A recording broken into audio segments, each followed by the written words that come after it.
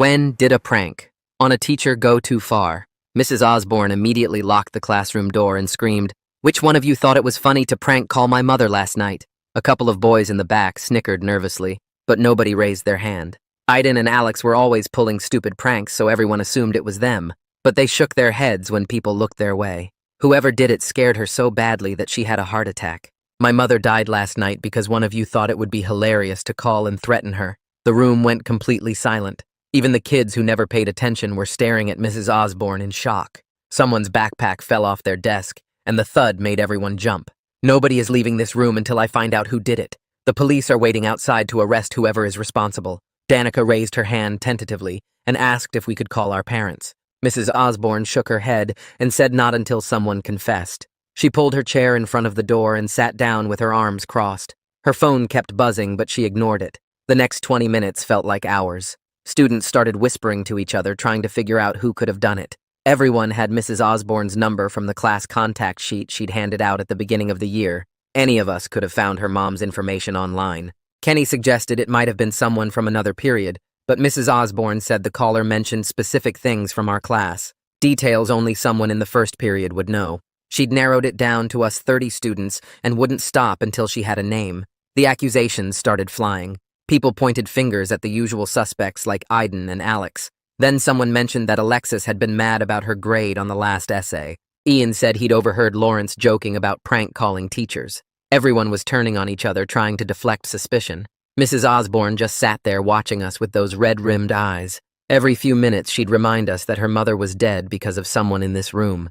The weight of it pressed down on all of us. Some girls were crying. A few guys looked ready to bolt for the windows. I noticed Philip in the corner wiping his face with his sleeve. He was the quiet kid who sat alone and never caused trouble. While everyone else was arguing and defending themselves, he was silently crying. Something about his reaction seemed different from the general panic in the room. The room was getting hot with all of us trapped inside.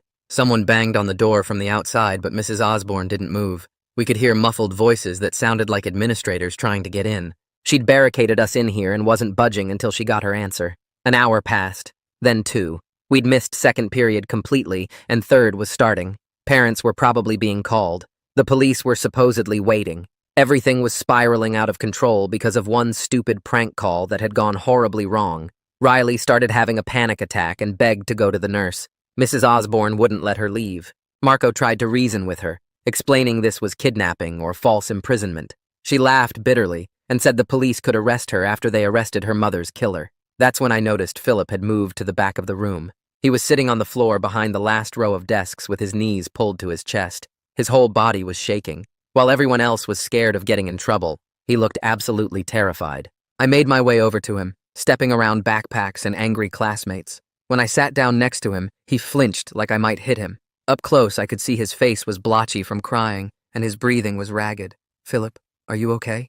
He shook his head, and fresh tears started falling. His voice was barely a whisper when he finally spoke. The words came out in a rush, like he'd been holding them in for hours. "It was me. I was dared to do it." Aiden said I was too much of a pussy to prank call a teacher. He gave me $20 and said I had to make it scary or it didn't count. I didn't mean for anyone to get hurt. I just wanted them to think I was cool for once. "Please don't let me go to jail. I can't go to jail. I'm only 15. Mrs. Osborne went white. She stood up and started slowly marching over to Philip.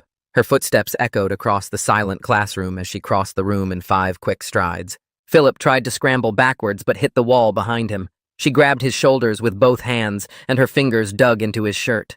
Her whole body was shaking as she stared down at him. Everyone in the class froze completely. Nobody moved or even breathed. Philip's eyes were huge and wet with tears as he looked up at her face. Her mouth opened and closed like she wanted to say something but couldn't find the words. The veins in her neck stood out, and her face had gone from white to red. I pushed myself up from the floor and took 3 steps toward them. My hand reached out and touched her arm. Her sleeve was damp with sweat, and I could feel her muscles tight under the fabric. She turned her head to look at me, and her eyes weren't the eyes of a teacher anymore. They were just sad and broken and lost. For just a second, she looked like any other daughter who had lost her mom. Her grip on Philip loosened slightly. The door exploded open with a loud crack. 3 administrators rushed in with 2 security guards right behind them. They took in the scene in about half a second. Mrs. Osborne standing over Philip with her hands on him, and me touching her arm trying to pull her back. The security guards moved fast. One grabbed Mrs. Osborne's wrists and pulled them off Philip's shoulders, while the other stepped between them. She started screaming as they pulled her away. The same words over and over. She kept saying he killed her and pointing at Philip, who had curled into a ball on the floor. The security guards guided her toward the door with one on each side holding her arms. She twisted and fought against them the whole way.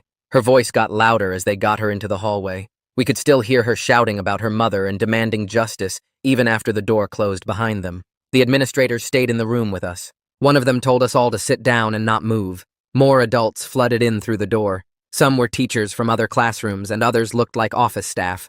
They spread out around the room watching us. Gary Barnett walked in about 2 minutes later. He stood at the front of the classroom and looked at all of us. His face was serious but calm. He told us we would each be interviewed about what happened. He said to stay in our seats until called. Philip was still in the corner with his head buried in his hands. His shoulders moved up and down as he cried. A woman with curly hair walked in next. She went straight to Riley, who was still breathing funny and making little gasping sounds. The woman put her hand on Riley's back and spoke quietly to her. After a minute, she helped Riley stand up and walked her toward the door. They left together, heading for the nurse's office.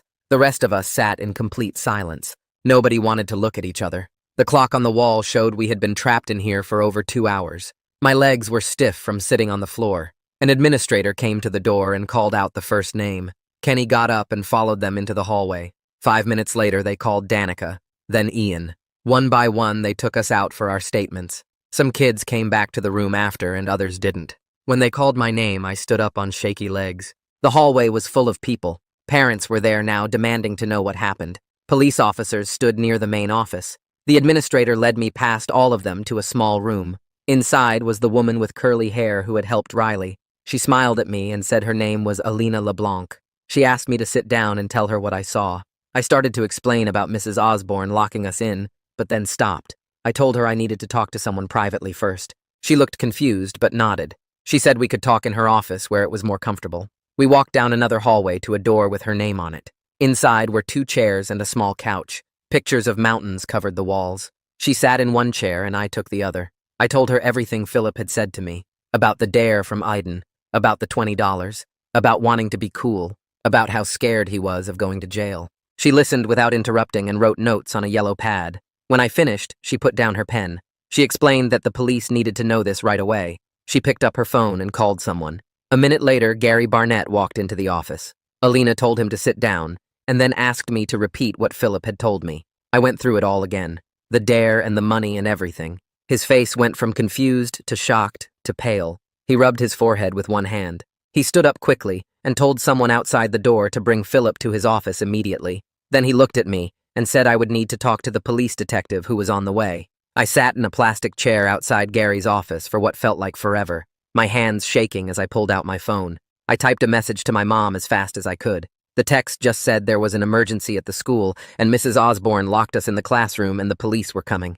My phone buzzed almost instantly with her reply saying she was leaving work right now and not to say anything to anyone without her there. I put my phone away and watched the chaos building in the hallway. More parents kept showing up, their faces all confused and angry as they demanded to know why their kids had been locked in a classroom. The secretary kept telling them to please wait and that Gary would explain everything soon. About an hour later, a woman in a dark suit walked through the main doors carrying a briefcase. She had short gray hair and looked really serious as she walked straight to the principal's office. Gary came out and shook her hand, and I heard him call her Detective McLean. They went into a conference room down the hall, and I could see through the window as she set up a laptop and pulled out a yellow notepad. Gary came back out and told me the detective was ready to talk to me, but we should wait for my mom. My hands were still shaking, and I kept thinking about Philip crying in that corner. The main doors burst open, and my mom rushed in, still wearing her work badge from the hospital. She grabbed me in a quick hug and asked if I was okay. I nodded, but she could tell I was scared.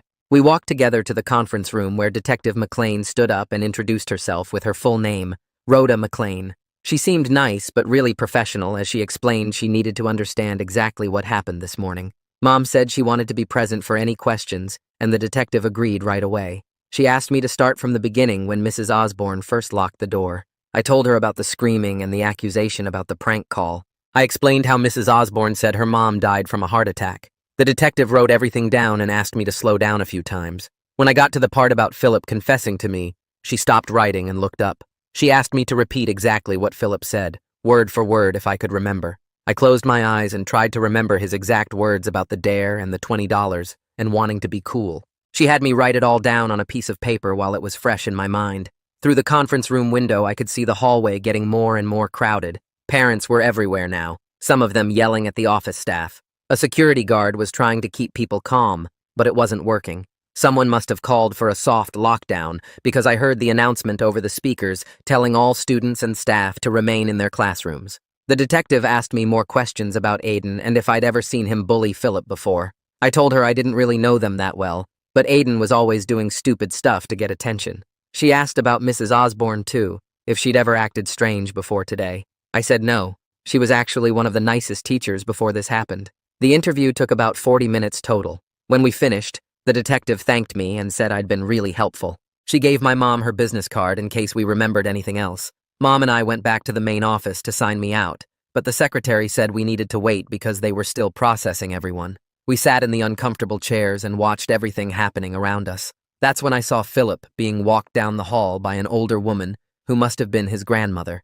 She had her arm around his shoulders, and he looked even smaller than usual. He glanced at me as they passed, and his eyes were red and puffy from crying. The terror on his face made my stomach hurt. They took him into another room with Detective McLean.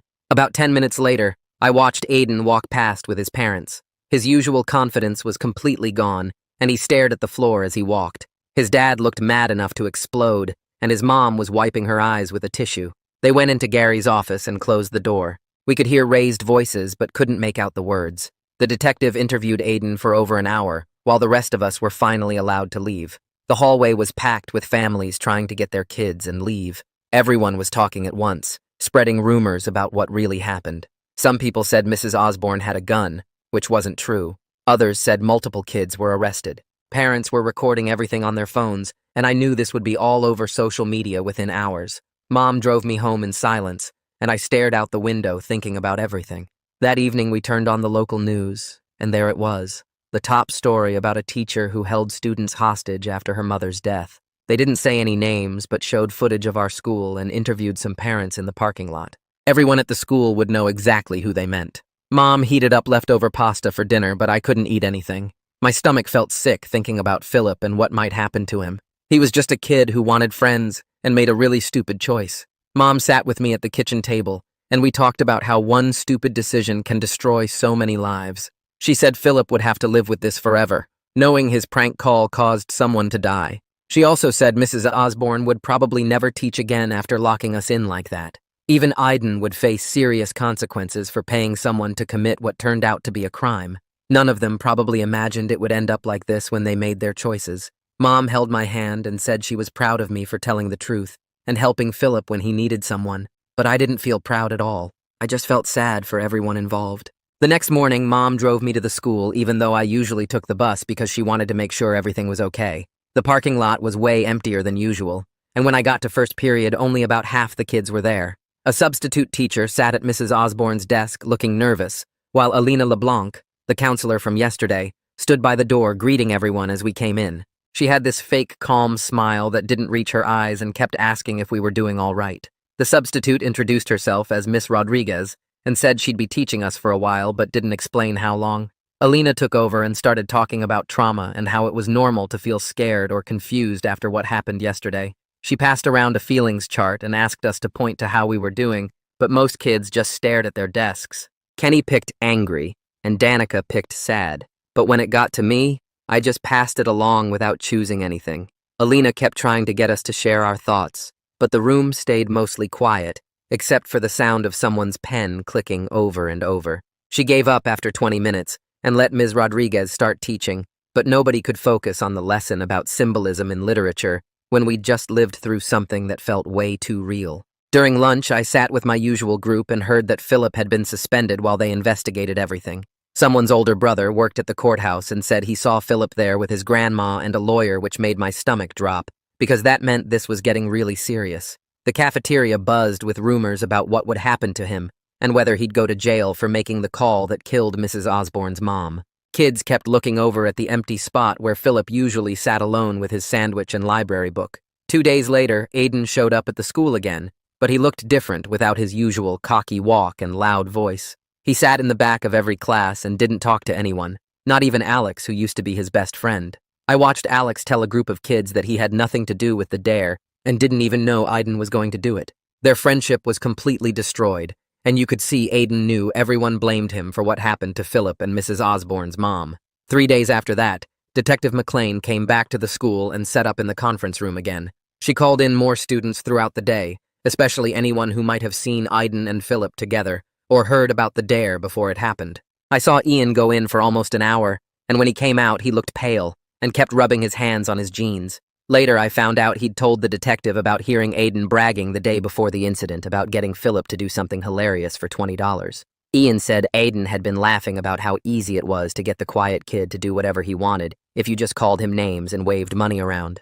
This information spread through school within hours and made everything feel even worse because it showed Aiden had planned it all out. The school board called an emergency meeting that Friday night, and the auditorium was packed with angry parents demanding answers. Mom and I sat in the middle section and listened to parents yelling about how a teacher could lock kids in a room and whether their children were safe at the school. Some parents wanted to press charges against the school for allowing it to happen, while others defended Mrs. Osborne, saying grief made her snap.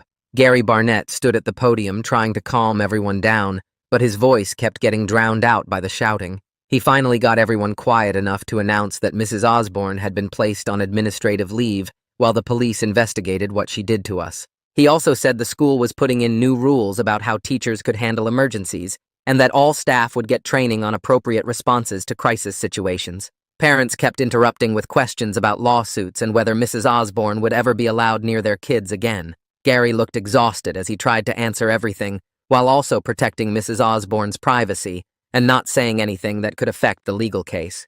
A week passed before we heard that the district attorney was officially charging Mrs. Osborne with false imprisonment and child endangerment for locking 30 students in a classroom for hours. The news hit everyone hard because even though what she did was wrong, we all remembered how nice she'd been before her mom died. Some kids said she deserved to go to jail for traumatizing us, while others felt bad that she'd lost her mom and now might lose her freedom too. The whole situation felt complicated with no clear good guys or bad guys, just a bunch of people who made terrible choices that spiraled out of control. Meanwhile, Philip's case went to juvenile court, where they charged him with harassment and making terroristic threats, even though he never meant for anyone to actually die. His age helped him because 15-year-olds don't usually get tried as adults, but the judge still took it seriously since someone died because of his prank call. I heard his lawyer argued that Philip was manipulated by an older student and only wanted to fit in, which was true, but didn't change what happened to Mrs. Osborne's mom. 2 weeks later, the court clerk called my name and I walked up to the witness stand with my legs feeling like jelly. Requested Reds is on Spotify now. Check out link in the description or comments. The courtroom was smaller than I expected, with wood panels everywhere and a big seal behind the judge's bench. Philip sat at a table with his lawyer, looking even smaller than he did at the school in his oversized suit that must have been borrowed. His grandmother sat behind him, dabbing her eyes with a tissue every few minutes. The prosecutor asked me to tell everyone exactly what Philip said to me that day in the classroom. I looked at Philip, who kept his head down, staring at his hands folded on the table. I told them about finding him crying behind the desks, and how he confessed about the dare and the $20 from Aiden. The judge wrote notes while I talked and asked me if Philip seemed sorry when he told me. I said he was shaking and crying, so hard he could barely get the words out. When they let me step down, I walked past Philip's table and saw tears running down his face again. The hearing lasted 3 more hours, with other kids from class getting called up to say what they saw and heard. Ian testified about Aiden bragging about getting Philip to do something for money the day before everything happened. The judge decided Philip would stay in the juvenile system instead of being tried as an adult, which made his grandmother cry with relief. Outside the courthouse, Mom waited for me, and we watched as news crews tried to interview people leaving the building. Aiden's hearing happened the next week, and his parents showed up in expensive suits with a lawyer who looked like he cost more than our car. The prosecutor charged him with criminal solicitation since he paid Philip to make the threatening call. His lawyer kept arguing that teenage boys dare each other to do stupid things all the time, and nobody expects someone to die from it. The judge didn't seem convinced, and set another hearing date for 2 weeks out. Meanwhile, at the school, they brought in 3 trauma counselors who started meeting with our first period class twice a week. Alina LeBlanc ran the sessions in the library since nobody wanted to go back to Mrs. Osborne's old classroom. At first, everyone just sat there staring at the floor, but after a few sessions, Riley started talking about how scared she was during the lockdown. Then Danica admitted she still had nightmares about being trapped in that room. Even some of the tough guys like Alex finally opened up about feeling helpless when Mrs. Osborne wouldn't let us leave. The counselors taught us breathing exercises and gave us papers about dealing with trauma that most kids threw away as soon as they left. Ian told me during lunch one day that his mom saw something interesting at the courthouse. Philip's grandmother had been talking to someone from Mrs. Osborne's family outside after a hearing. He said they talked for almost an hour, and both women were crying by the end. Nobody knew what they said, but it seemed like Philip's grandmother was trying to apologize for what her grandson did. 2 weeks after that, Philip came back to the school with all kinds of conditions from the court. He had to check in with the office every morning and couldn't be anywhere near Aiden, who was still coming to the school while his case worked through the system. Philip also had to go to counseling twice a week and do 60 hours of community service at a senior center downtown. That first morning back, everyone stared at him walking through the hallways with his head down and his backpack pulled tight against his shoulders. Kids whispered and pointed while some moved away from him like he might be dangerous. At lunch, he sat alone at a table in the corner, picking at a sandwich without eating any of it. I heard people calling him a killer even though it wasn't really murder since he didn't mean for anyone to die. Some kids from other classes who didn't even know the whole story made up rumors that got worse every time they got repeated. The next day at lunch, I saw Philip sitting alone again looking miserable. I grabbed my tray and walked over to his table, even though Kenny tried to wave me back to where our usual group sat. Philip looked up surprised when I sat down and mumbled something about how I didn't have to sit with him. I told him I wanted to, and started eating my pizza while he went back to picking at his food. We didn't talk much that first day, but he seemed less tense with someone else at the table. The next day, Danica joined us, and then Marco came over too. Within a week, we had 5 or 6 people sitting at what everyone started calling the outcast table. None of us talked about what happened, but we all knew we were the ones who couldn't pretend everything was normal again. Aiden's final sentencing happened a month later, and the judge gave him probation and community service just like Philip. He also had to pay $5,000 in restitution, though nobody really understood who that money went to, since Mrs. Osborne's mom was dead. His parents pulled him out of our school the next day and enrolled him at St. Joseph's Academy across town, where nobody knew about what happened. I heard from Alex that Aiden tried to text him a few times, but Alex never wrote back because their friendship was completely over. 3 months after everything started, the prosecutor finally set Mrs. Osborne's trial date. They offered her a plea deal for probation and mandatory counseling since everyone understood she was grieving when she locked us in that classroom. Her lawyer argued that losing her mother broke something in her mind temporarily, and she never would have done it under normal circumstances. Some parents wrote letters to the judge saying she should go to jail for traumatizing their kids, while others wrote about how she was a good teacher before this happened. During all this, Alina LeBlanc started a support group that met every Thursday after school in the library. She called it a safe space to process our feelings about what happened without judgment. At first, only a few of us showed up, but eventually almost half the class started coming to meetings. We sat in a circle and took turns talking about how the incident changed us and how we felt about school now. Some kids said they couldn't focus in class anymore, and others admitted they got nervous whenever a teacher closed the classroom door. I told them about the nightmares where I was trapped in that room again, but this time nobody could get out. Alina taught us that trauma doesn't just go away, and we might be dealing with these feelings for a long time. Philip started his community service at Riverside Senior Center the next week, and I saw him getting dropped off there every Tuesday and Thursday after school. The judge had ordered 60 hours, and he had to sign in with the director each time he arrived. I went with him once because my mom thought it would be good for me to see him taking responsibility. The old people there didn't know anything about what he'd done, so they just saw a quiet kid helping serve lunch and playing checkers with them. One woman named Dorothy kept asking him to be her partner for bingo, and he'd sit there marking her cards when her hands shook too much. After a few weeks, he told our support group that listening to them talk about their families made him understand how Mrs. Osborne's mom must have felt getting that call. Meanwhile, the school sent out new forms saying all teacher contact would go through the main office phone system from now on. They took down the emergency contact sheets we'd all signed and replaced them with cards that only had the school's number. Parents had to register their phone numbers in a secure database that teachers couldn't access directly. Gary Barnett held an assembly explaining the new safety protocols, where classroom doors would have emergency override codes that administrators could use. 3 months crawled by before Mrs. Osborne's court date finally arrived. I went with my mom because she said we needed to see how everything ended. Mrs. Osborne walked into the courtroom looking like she'd lost 20 pounds, and her hair had gone gray at the roots. She stood in front of the judge and apologized to all of us for what she'd done that day. The prosecutor recommended probation with mandatory grief counseling and anger management classes. Her lawyer explained she'd already started therapy and was taking medication for depression.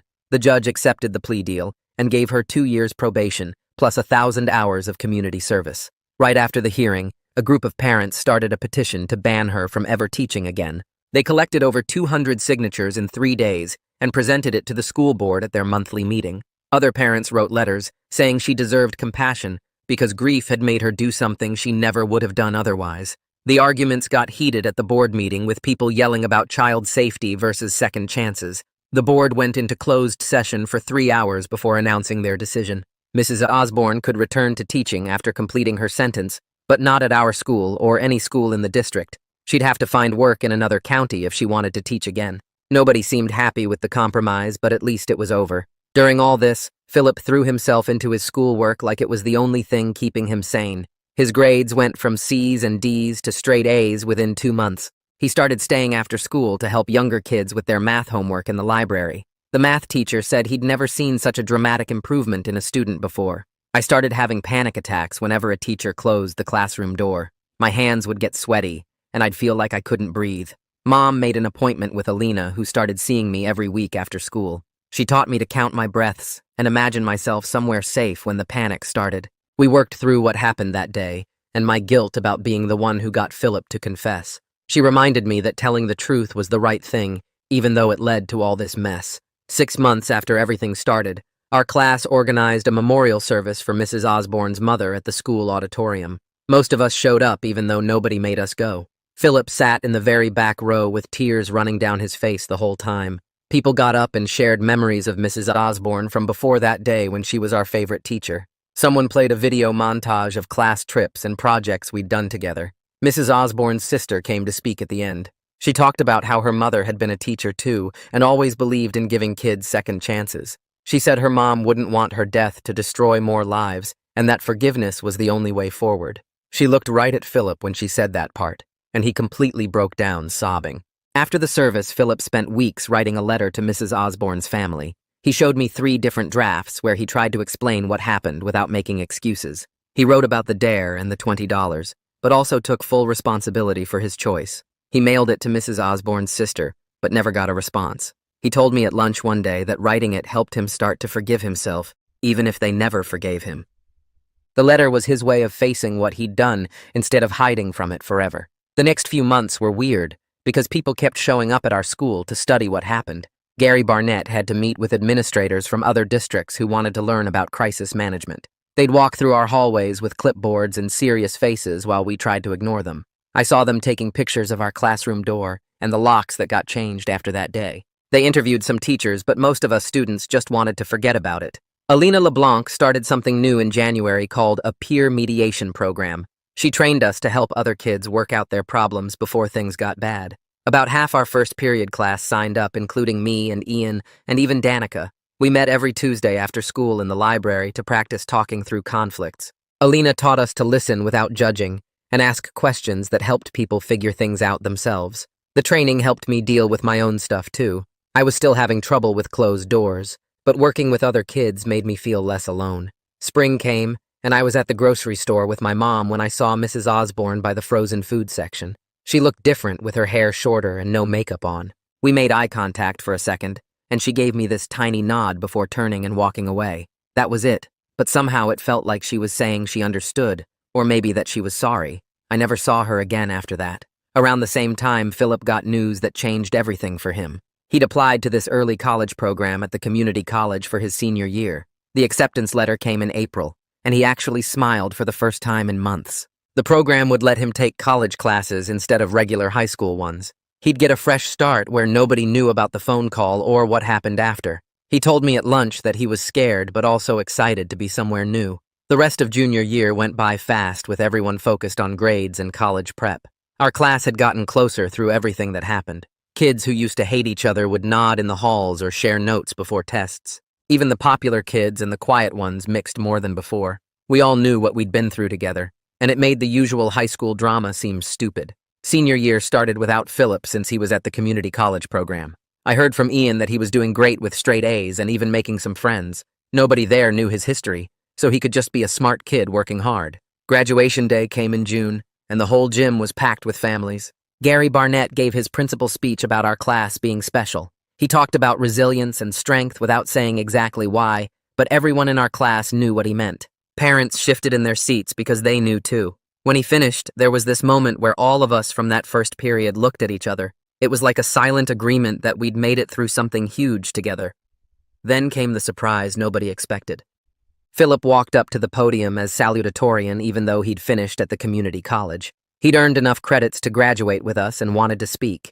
The gym got really quiet as he adjusted the microphone. His voice was steady when he started talking about second chances and how our choices matter. He didn't mention the call directly, but talked about learning from mistakes and how forgiveness can change everything. Some parents looked uncomfortable, but most people were listening hard. He talked about the people who helped him when he didn't deserve it and how that made him want to be better. When he finished, the whole auditorium stayed quiet for a second before people started clapping. After graduation, I had to decide what to study in college. Watching Alina work with all of us had shown me how much psychology could help people. She'd taken kids who were falling apart and helped us find ways to heal. I wanted to learn how to do that for other people. When I told her at the last peer mediation meeting, she smiled and said I'd make a great psychologist. She wrote me a recommendation letter that probably helped me get into my top choice school. The summer before college, a bunch of us decided to meet up one last time. We went to the park near school on a random Tuesday evening. Ian was there, and Danica and Kenny, and even some kids I'd never really talked to before that day in the classroom. We didn't plan it, but nobody mentioned what happened directly. Instead, we talked about college plans and summer jobs and normal stuff. But there was this understanding between us about how that day had changed who we were. People who'd been scared to speak up were now more confident. Kids who'd been mean had learned to be kinder. Before everyone left to go home, Philip pulled me aside near the swings. He looked healthier than he had all year with some color in his face. He thanked me for sitting with him that day when he confessed. He said knowing someone saw him as a person, and not just his worst choice, gave him hope. He told me that moment when I sat down next to him was when he realized maybe he could get through this. We shook hands, and then he surprised me by pulling me into a quick hug before walking away. 3 weeks into my freshman year at State, I got an email from Alina asking how college was going. She mentioned she'd heard from someone that Mrs. Osborne had started teaching again at Jefferson High 2 counties over. The person who told her said Mrs. Osborne looked thinner and older, but was back in the classroom doing what she loved. I thought about her standing in front of new students who had no idea what happened to her mom or what she'd done to us that day. My psychology professor assigned us to write about a personal experience that showed how people deal with crisis. I sat in my dorm room for hours trying to figure out how to put that whole mess into words. The cursor blinked on my laptop screen while my roommate played video games and ate chips. I started typing about the locked classroom and Philip's confession and how everyone turned on each other. The paper ended up being 12 pages long when the requirement was only 5. My professor wrote comments all over it saying this was exactly the kind of real-world example that showed how trauma creates unexpected connections between people. She asked if she could use it as an example for future classes with the names changed. I said yes because maybe it could help other people understand how quickly things can spiral. One night I was scrolling through Instagram and saw Aiden's face pop up in my feed. Someone from our old school had posted a picture of him at his new place wearing a college sweatshirt. The caption said he'd gotten into Tech University, which a pretty good school. I clicked through to his profile and saw pictures of him at orientation and moving into his dorm. He looked happy in a way I'd never seen him back when he was always trying to act tough. People really do move on from the worst things they've done. My phone buzzed with a Facebook message while I was studying for midterms. Philip's name appeared on the screen, and my stomach did this weird flip. He wrote that he wanted me to know he'd gotten accepted to the State University with a full scholarship for academics. He was planning to major in social work because he wanted to help kids who made bad decisions like he had. He said working at the senior center had shown him how much he liked helping people who needed it. The message was long, and he thanked me again for being there when everything fell apart. I wrote back congratulating him and telling him he'd make a great social worker. We ended up messaging back and forth for a while about college and classes and normal stuff.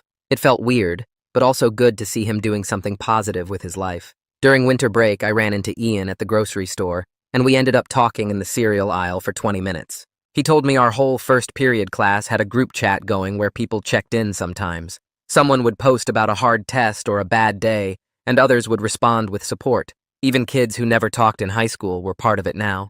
Ian showed me his phone, and I scrolled through messages from Danica and Kenny and other names I recognized. They were planning to meet up over break at the coffee shop downtown. I showed up to the coffee shop on a Tuesday afternoon and found half our old class sitting around pushed-together tables. Everyone looked older somehow, even though it had only been 6 months since graduation. We talked about college and jobs and regular things, but there was this understanding underneath it all. Riley mentioned she was seeing a therapist for anxiety, and nobody made it weird. Marco said he was pre-law now because of what happened with the false imprisonment thing. Everyone had been changed by that day in different ways. Spring semester, I signed up to volunteer at the campus crisis hotline after seeing a flyer in the student center. The training was intense with role-playing and learning about active listening and intervention techniques. The coordinator asked why I wanted to volunteer, and I told her about Philip without using names. She said personal experience often made the best counselors because we understood how important it was to really listen. My first shift was terrifying, but I kept thinking about sitting next to Philip on that classroom floor. Every call that came in reminded me that one person reaching out could change everything. Some callers just needed someone to hear them, while others were in real crisis. I learned to recognize the difference in their voices, just like I'd recognized something different in Philip's tears that day. The other volunteers were mostly psychology majors or social work students who had their own reasons for being there. We'd debrief after hard calls and support each other through the rough nights. One time, a kid called who sounded just like Philip had, scared and guilty about something he'd done. I stayed on the line for 2 hours helping him figure out next steps. After the call ended, I sat in the break room thinking about how different things might have been if Philip had called someone like this instead of Mrs. Osborne's mom that night. Everything that happened showed me that people aren't just good or bad, but complicated and messy. Even now, when I think about it all, I see how each person was just trying to survive in their own way. So yeah, that's basically the whole thing. Thanks for listening in. It always feels like a chat with a friend.